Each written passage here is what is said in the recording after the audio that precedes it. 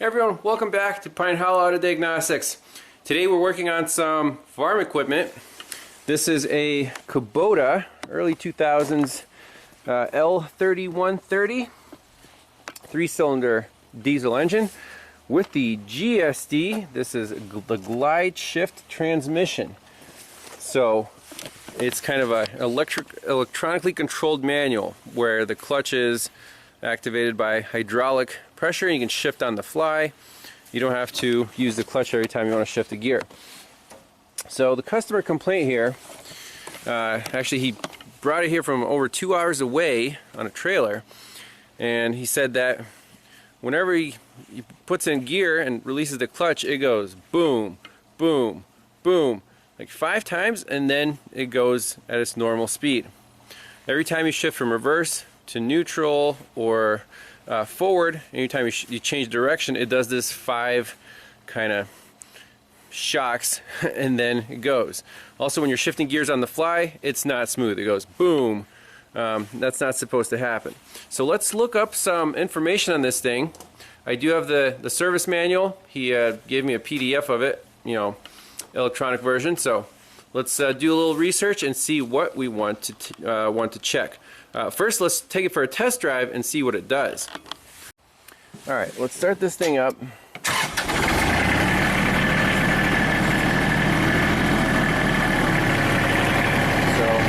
this is the clutch. These are 2 brakes, right wheel, left wheel. So we'll release the parking brake. We'll lift up our bucket. So when you push the clutch in, let's say we want to go reverse, we'll pick a gear somewhere in the middle, and then we'll start moving. Boom! So a pretty hard shift. Try to change gears, it goes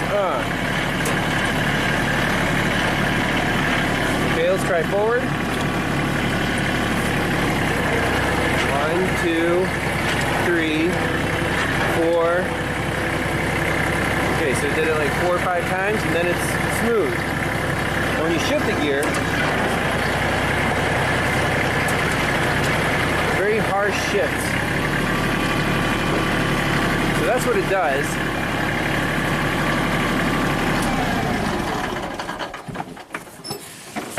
So now let's look up some information and see if this is an electrical problem or a hydraulic problem.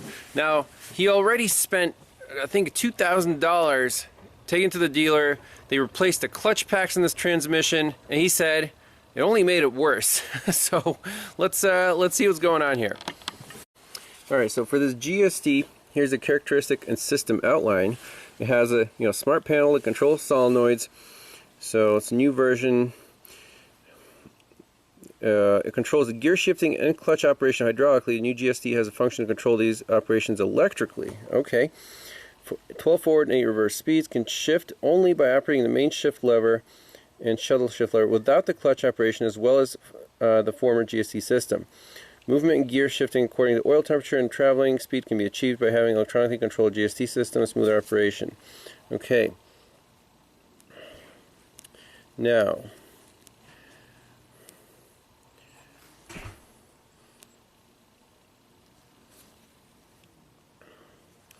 so you can read about all this stuff.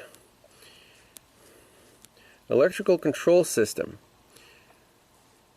So we have these components. There's the ECU, electronic control unit. So basically, tells you if you have any short or open circuits. And then tach sensor pressure switch. This switch is to detect gear change completion, hydraulic clutch operation, and is equipped in the GSD valve. The switch is turned on when the pressure of the valve becomes higher than 71 psi. Turns off at 50 psi. Okay. So this is the little valve body there. We have its speed sensor.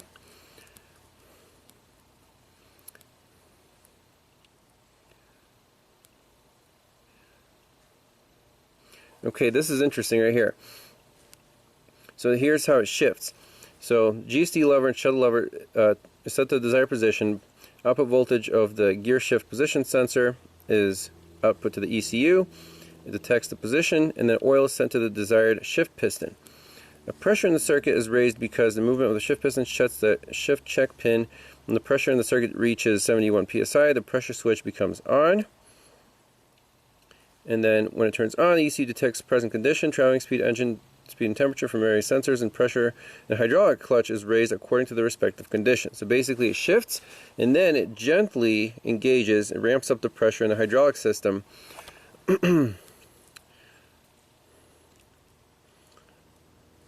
with this proportion reducing valve. Okay, there's the whole hydraulic layout.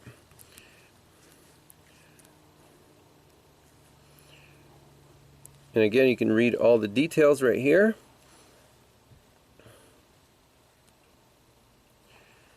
By means of pressurizing the circuit, the clutch valve 24 is actuated. Oil flows low past 25 and proportioning reducing valve to the clutch. The oil flows until becoming the compound pressure, which is both setting pressure, closing low pass valve, and control indication. So you can read about this stuff. It's pretty complicated to see exactly which valve does what. Because pressure in the GST clutch is gradually pressurized by function of the proportional reducing valve 26, clutch is able to engage without shock and smoothly. When the pressure in the circuit rises to the system pressure, pressure is maintained.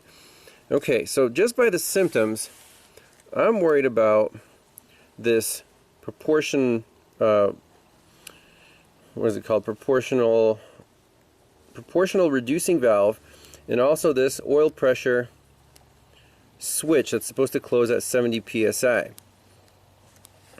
And let's read about the shift check valve. Just worry about the clutch, not the shifting or anything. Proportional reducing valve. Okay. After gear shifting is completed, this valve has function which gradually rises the pressure in the clutch in order to make clutch engaging without shock and smoothly. When gear shifting is completed, the pressure switch is turned on by means of turning on the pressure switch. Then the ECU ramps up this valve. Okay, cool. So these two components are key to smooth clutch operation. There's the clutch valve, that's a mechanical valve. There's the clutch itself. So that's the background information. Now in the electrical diagram,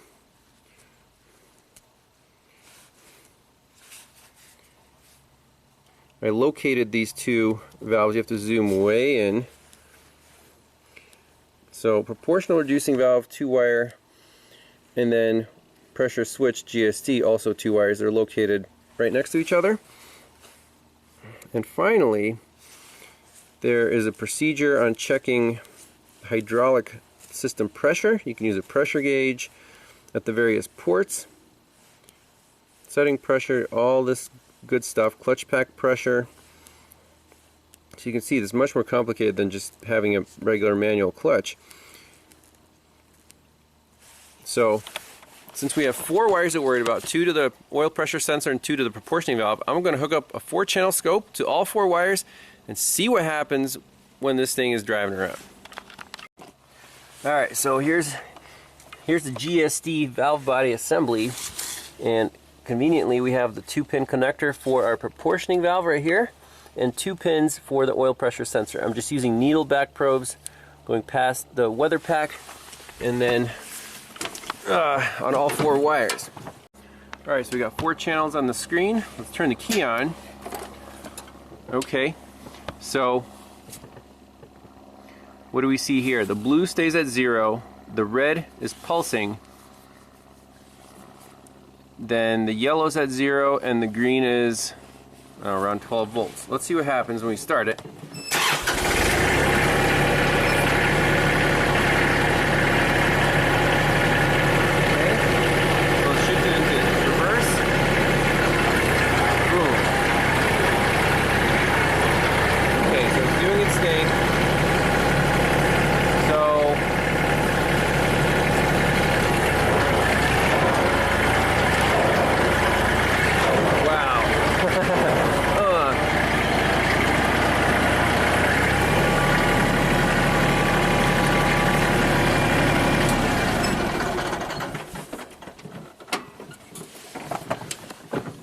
So you saw what happened there.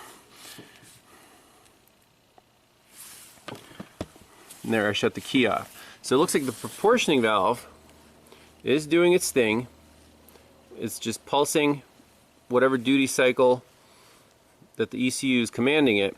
However, this oil pressure switch never changed state. Now I'm assuming there's a power feed here, or you know, it's supposed to be on or off. We don't know if it's closed or open.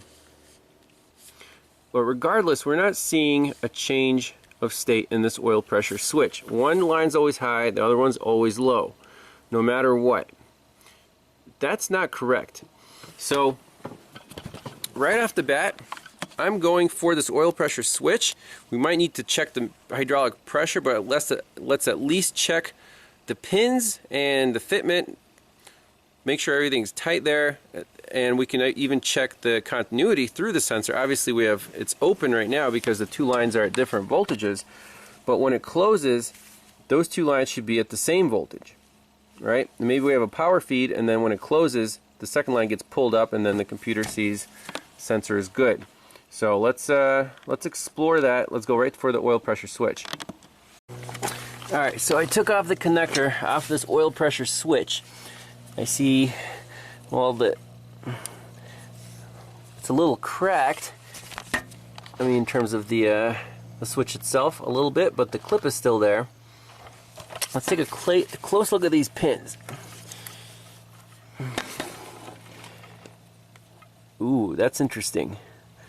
So, I don't know if the camera will pick this up, especially in the dark, but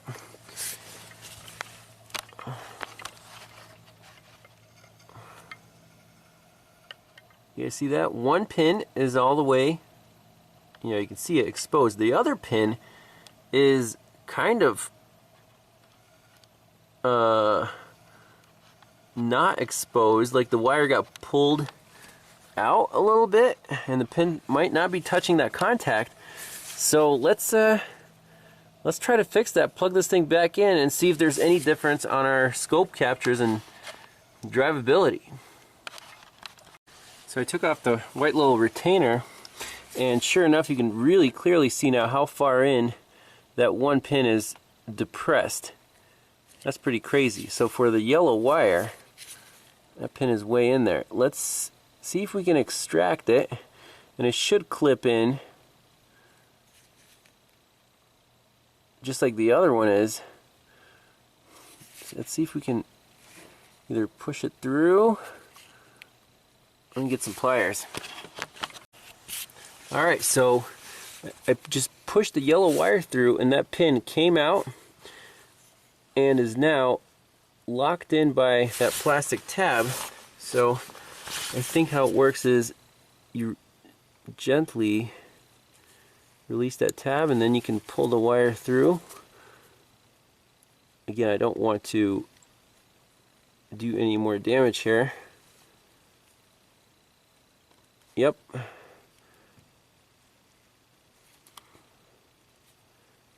So basically it is in all the way now. Let's put this back on. Now does it go this way?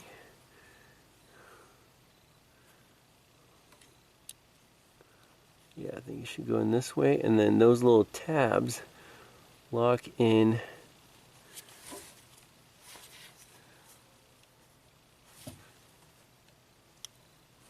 Okay, clips in like that.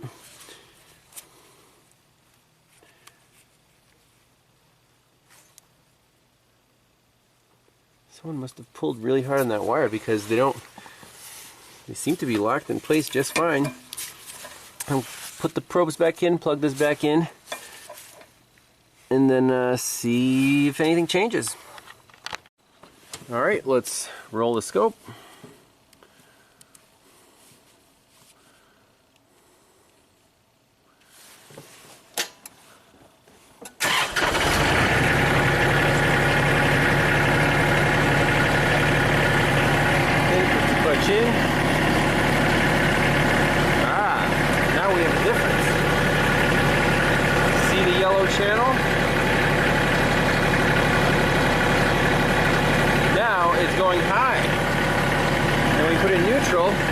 it goes low. That's a big difference. So let's go in reverse.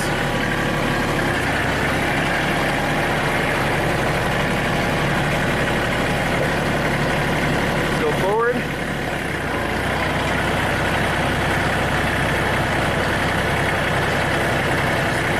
So I think my connection might have been disturbed there on the green trace. No more surging.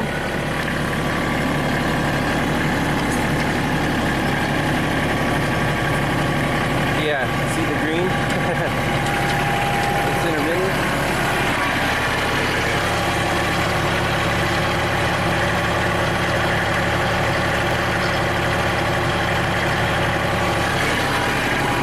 There we go.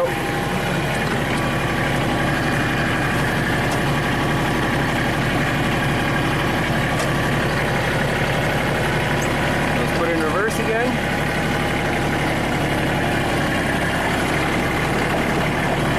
Shift on the fly here. Very smooth. Let's see, where are the lights here? Oh, no. Forward.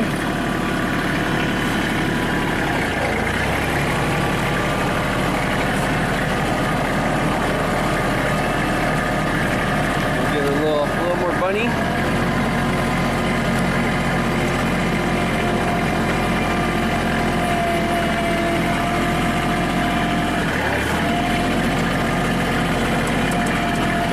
Speed. Oh yeah. Now we're cruising. Downshift. Very smooth. You see the oil pressure switch goes down and then up. Let's go reverse.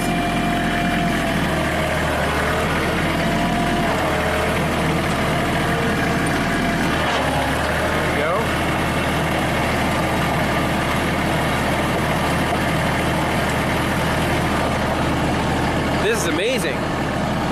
It's fixed. No parts required. That guy's gonna flip out when he finds out he didn't need a clutch pack.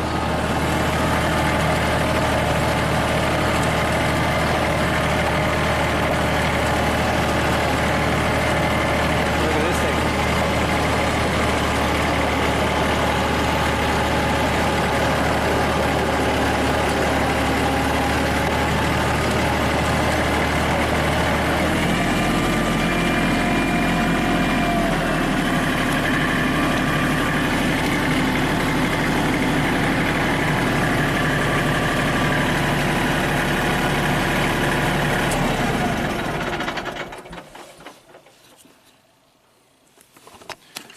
So, I'll be honest, before I even made the video, I fixed the tractor. When I first plugged in the scope, it drove beautifully. And before I plugged in the scope, it was surging. So I knew I was going for one of those connections, but it just proves the point that a lot of these repairs are just like, they're wiring problems or connection problems. You're suspecting clutch packs and stuff. This tractor only has 1,000 hours on it, so the clutch packs are probably fine.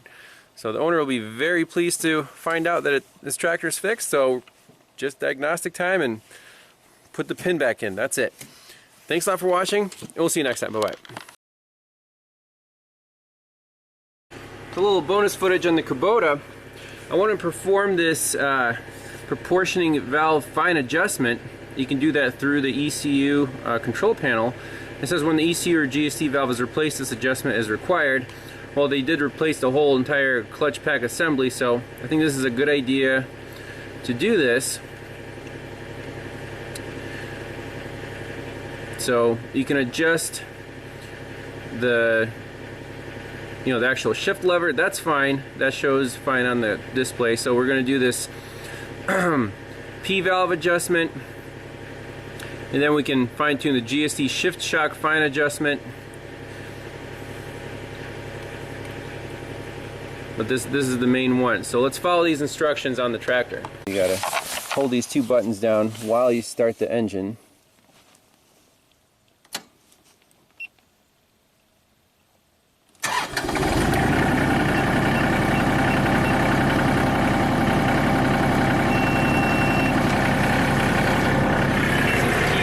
step one. Release the parking brake.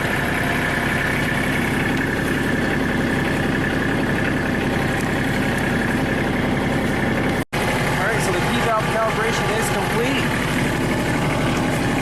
I keep pushing the button. Okay. Turn it off. Take it for a test drive.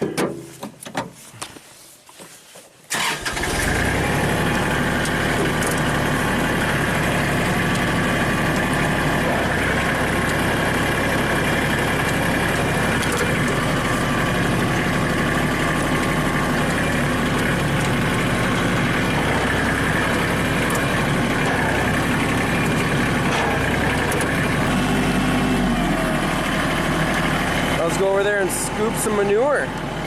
This tractor's fixed, it's awesome.